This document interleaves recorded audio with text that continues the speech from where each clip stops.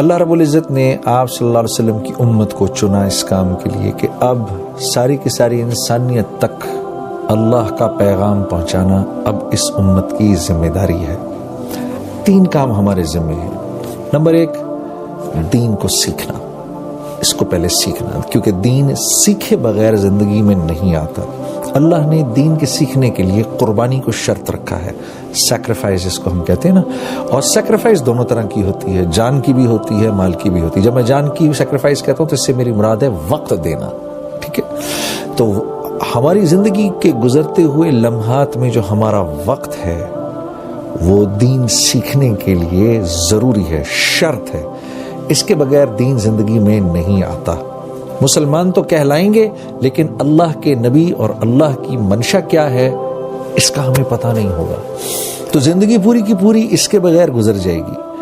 تو ایک ہے دین سیکھنا، دوسرا ہے پھر سیکھ کے اس کو پریکٹس کرنا، کیونکہ بہرحال پتہ تو ہے نماز کیسے پڑھی جاتی ہے، لیکن ایک بہت بڑا مجمع ہے جو ایمان کی کمزوری کی وجہ سے نماز پڑھ نہیں سکتا، پڑھنا چاہتا ہے پڑھ نہیں سکتا، نماز پڑھنی آتی ہے تو سیکھ تو لیا ہے، اب اس کو پریکٹس نہیں کر رہے، تو پھر اس کو پریکٹس کرنا ہے۔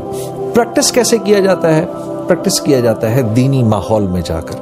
آپ جس ماحول میں جائیں گے ماحول اپنا تاثر رکھتا ہے۔ اللہ نے انسان کو ماحول کا پابند بنایا ہے۔ جب ہم ماحول میں آتے ہیں تو ماحول میں آ جانے کے بعد ہمارے اوپر ایسے اللہ کا ایک نظام چلتا ہے کہ ہم اس ماحول کا اثر لینا شروع کر دیتے ہیں۔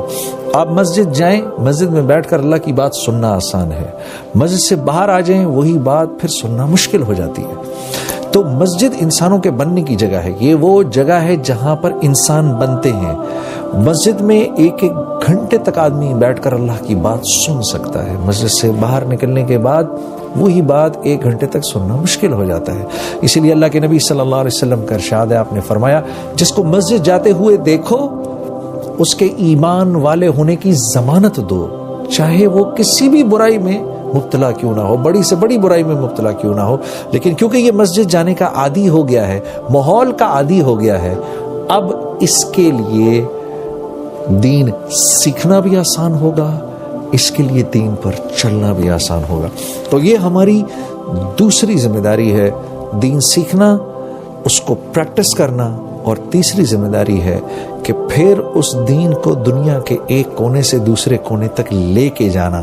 رسول اللہ صلی اللہ علیہ وسلم کی عبادت سارے عالم میں جا کر کرنا، رسول اللہ صلی اللہ علیہ وسلم کے اخلاق سارے عالم میں لے کے جانا، رسول اللہ صلی اللہ علیہ وسلم کے معاملات سارے عالم میں لے کے جانا، رسول اللہ صلی اللہ علیہ وسلم کی معاشرت سارے عالم میں لے کے جانا۔ یہ 3 ذمہ داریاں ہیں ہماری اب، اور جو ان ذمہ داریوں پر چلے گا اللہ اس کی دنیا بھی بنائیں گے، آخرت بھی بنائیں گے۔